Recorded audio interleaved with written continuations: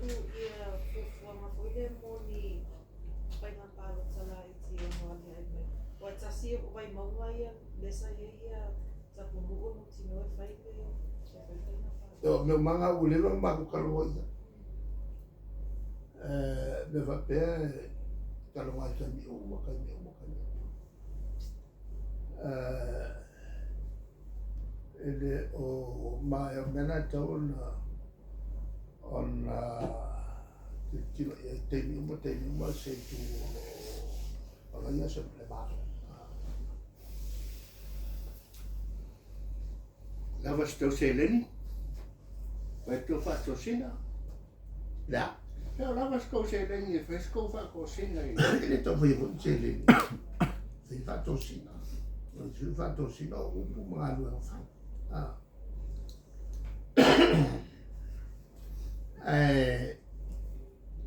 Seleni mo. E fu il vaina so ni fel fa.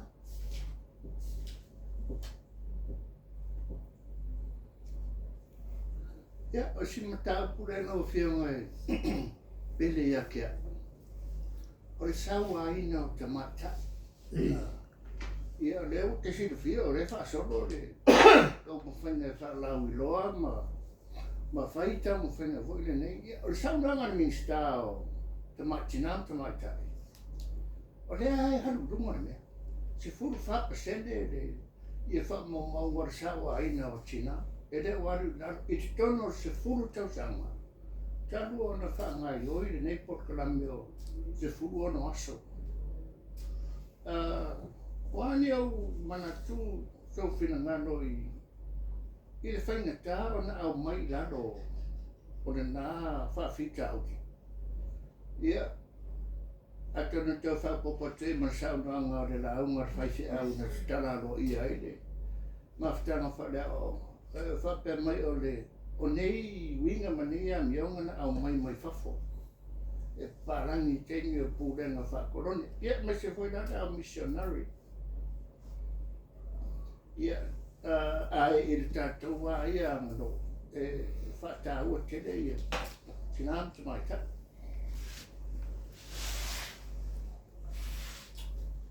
Ele se me foi a sa. Ele se me foi lá Samoa le tupuai. E a te awai, e a langa pe tupupea. Ona pe fifi tele ele au fai reporters, e ripoki.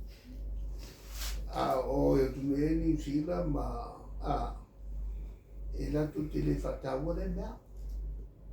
A leka ki kilo aku. Ili poki fo i keise se au mai. Mai New Zealand kwa maku ia me fai. E me lo sa wai.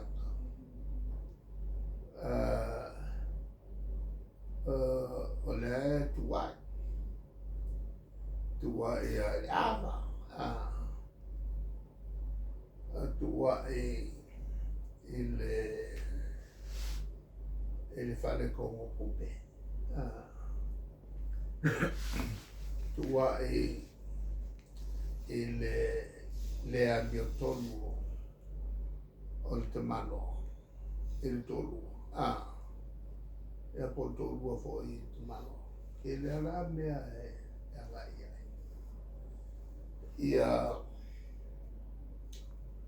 ia fo la fo mi mea kere mau mafua. Ai os ngā luenga taunu whai. Taunu whai tātou. Ele ngata o le mano. Ai whapefo i pulanga mano li whai pule. Ai mesi fo whai kia.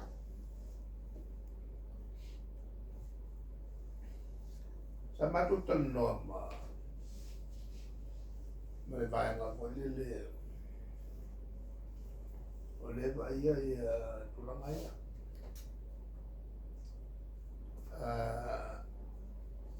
ai no fofoi na ole sine mata o kwa fia e sa wai no tina ai no fofoi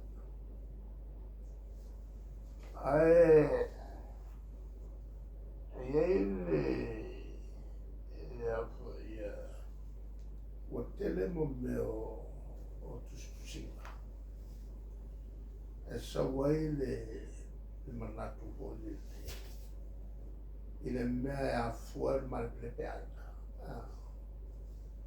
mai uai e na te aina divorce e mai kusi o kusia ele si kusi o foi kaua a fuka sumi mo kosa e lua afe e au ngari i Amerika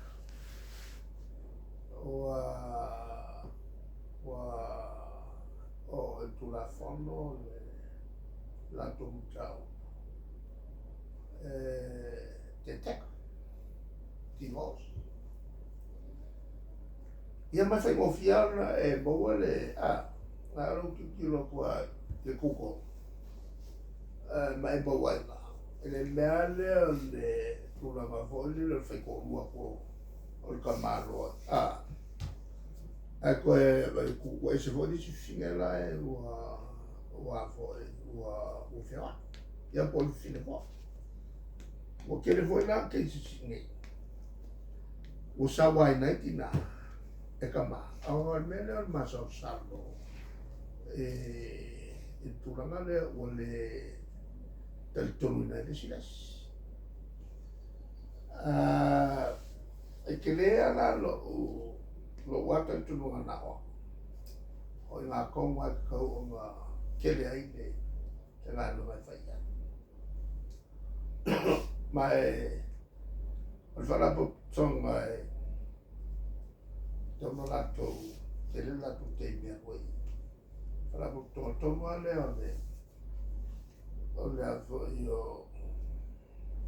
o le fu no ai sta un no to te ai ale e fai ma ku ka no ai ta ia ai su ai maui foa o le sile mafuanga po le mafuanga piko kawane o le lava o le malama o le malo po le fafine fo i le tāua le mafutanga whare wale nā fua ai o le whai le te maro whai fine e le pua mo le whakokele i mo le wai mo le e pa ia la le mafutanga po te usua inga lea e mo koa pa ia ma i kongua e whasingo i ai le mea nalai o na tupu le sana le whaanu pe mai tonu le o le la au leo sa aises vala mai le tu ai le kari a kambai ai murmureanga foko a kari ai fisiri le tua le me murmure kari mai ata mai se na ma fa longo i lo si foka ona ma fefe le ai sia o male lana e ke le ala le fa winga ina fa winga lua le o le ato wale la o le ola le tera noia o le la o le ola le tera noia i fa winga ina e le ko kele o fiolokis o le tama fale o ngari e a fua mai fai pe ponga a fua mai fai pe ponga ua le fata wei e ka ngaka i meo masu le mafo anga o le melanga o le fata wei e ia le tūlanga lolotu e la fuanga i mwhai ai o na te lele le mafutanga ma le trust tunuina te malo o le fine i le tūlanga yo ye ma la mal tau me yo fu foi le kaua